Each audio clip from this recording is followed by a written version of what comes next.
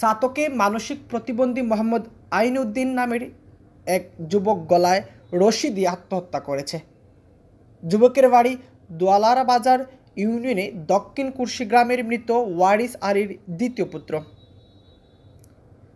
স্থানীয় সূত্রে জানা যায়, শনিবার ৯ সেপ্টেম্বর সকালে তাকে মানসিক চিকিৎসকের কাছে নিয়ে যাওয়ার কথা ছিল।